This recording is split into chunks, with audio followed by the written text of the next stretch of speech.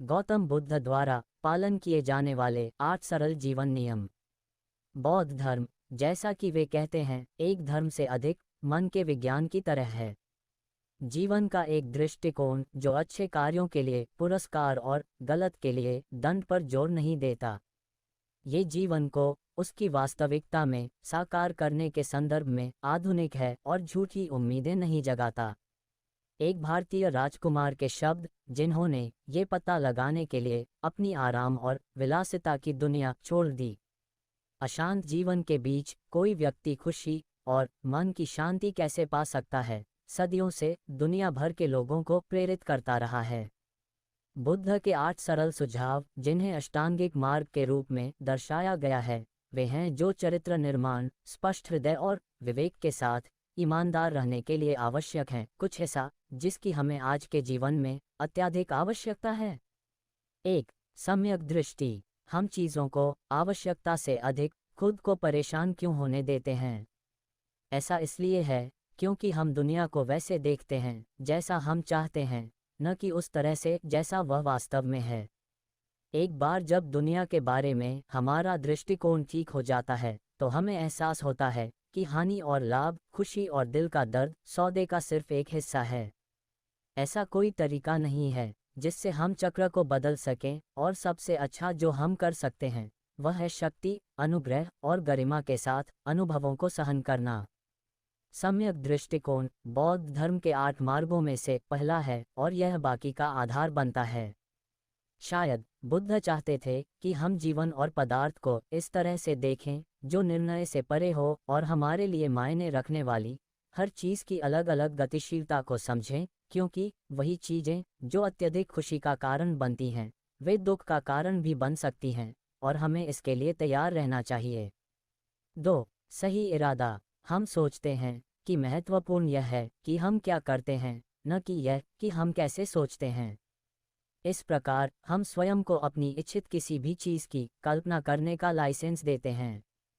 हम अपने आप से कहते हैं कि अपने सबसे अच्छे दोस्त के साथी के साथ यौन संबंध बनाने, हत्या, लूटपाट, बलात्कार के बारे में अपने मन में सोचना ठीक है, और जब तक हम वास्तविक जीवन में ऐसा नहीं करते, तब तक आपराधिक विचारों में डूबे रहते हैं।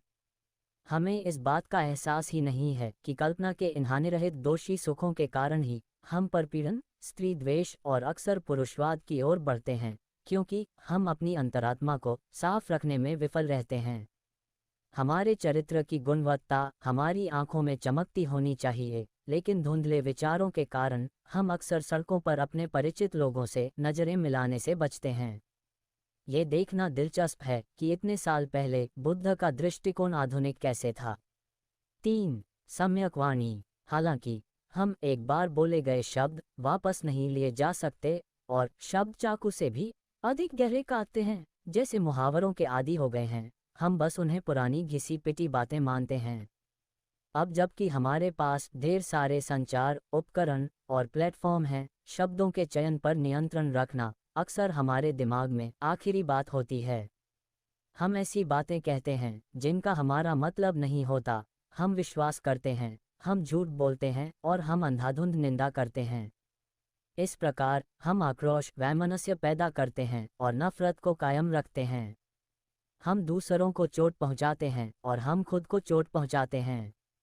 सच है, सच बोलना, प्यार और सम्मान के शब्द बोलना, और ऐसे शब्द बोलना जिनका कुछ मतलब हो, न कि केवल बेकार की बकवास। जब अभ्यास की बात आती है तो हम जितना सोचते हैं उससे कहीं अधिक कठिन है।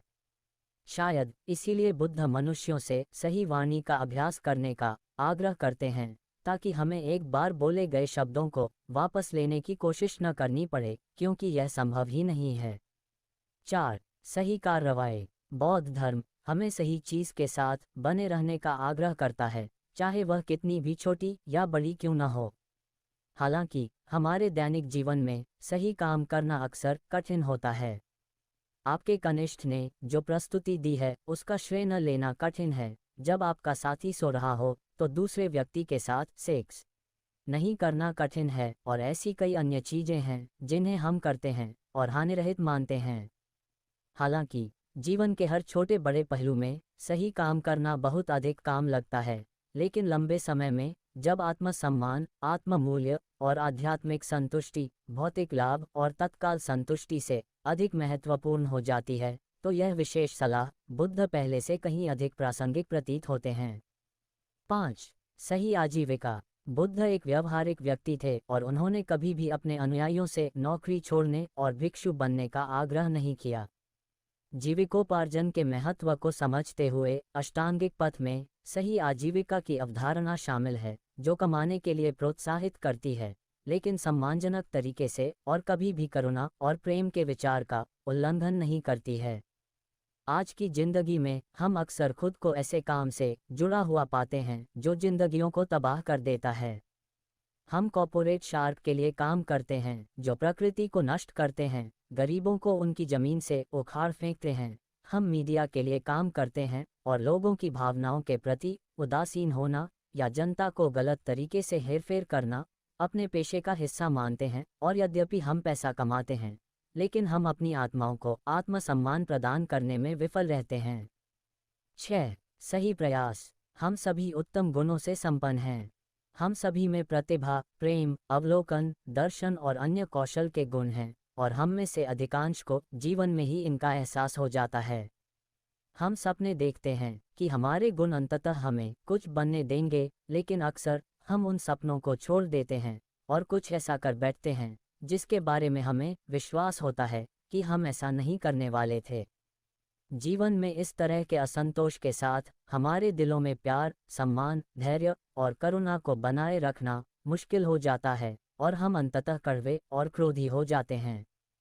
हालांकि सही प्रयास से ही हम अपने कौशल को निखार सकते हैं, जो चाहते हैं उसे हासिल कर सकते हैं और असफलता की भावना को कभी भी अपना विश्वास खोने नहीं देते।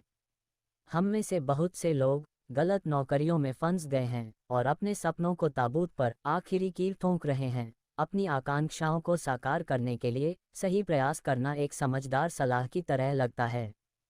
7. सही दिमागीपन। हम जीवन के कई बेहतर पहलुओं से चूक जाते हैं और बाद में पछताते हैं। हम उन छोटी छोटी बातों पर ध्यान नहीं दे पाते हैं जो हमारे साथी हमारे लिए करते हैं। हमारे बच्चे बड़े होकर एक बिल्कुल अलग व्यक्ति बन जाते हैं और हमें इसका एहसास भी नहीं होता है, और हमारे माता पिता अंततः इस दुनिया को छोड़कर चले जाते हैं और हम उन्हें फ़ोन करने और उनसे पूछने का एक और मौका पाने के लिए उत्सुक रहते हैं कि वे कैसे हैं। हम एक समय में इतनी सारी चीज़ों में फंस जाते हैं कि हम न तो अपने निजी जीवन और न ही पेशेवर जीवन पर पूरी तरह से ध्यान दे पाते हैं, और दोनों ही गड़बड़ा जाते हैं। बुद्ध की शिक्षाएं हमें अपने प्रत्येक कार्य, जो कुछ हम कहते हैं, सुनते हैं या देखते हैं, उसके प्रति सचेत रहने का आग्रह करती हैं। आइए जीवन को एक सूची की तरह सरसरी निगाह से देखने के बजाय अधिक चौकस रहें।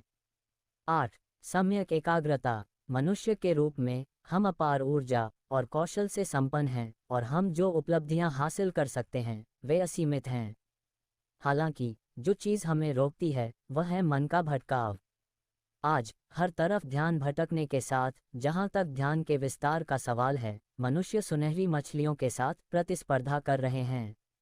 यदि आप पहले ही 8वें बिंदु पर पहुंच चुके हैं, तो आप शायद सही रास्ते पर हैं, और आपको ये जानकर खुशी होगी कि बुद्ध चाहते हैं कि हम अपनी सारी ऊर्जा को एक समय में एक विशेष कार्य में केंद्रित करें। ये पूरी तरह से एकाग्रता में डूबे होने की स्थिति है कि हम अपने आप में सर्वश्रेष्ठ हैं। यह मानसिक अनुशासन का प्रश्न है, और बौद्ध धर्म में हमेशा नियमित ध्यान की सिफारिश की गई थी। वहां जाने के लिए कोई स्वर्ग नहीं है और न ही प्रतीक्षा करने के लिए कोई उद्धारकर्ता है। आप अपने स्वयं के जहाज के कप्तान हैं और इसे अपने दिल में धार्मिकता और ऊंचे सिर के साथ सही ढंग से चलाते हैं। आशा करता हूं कि इस वीडियो से आपको कुछ नया सीखने को मिला होगा। ऐसी और मोटिवेशनल वीडियोस के लिए वीडियो को लाइक और चैनल को सब्सक्राइब करें।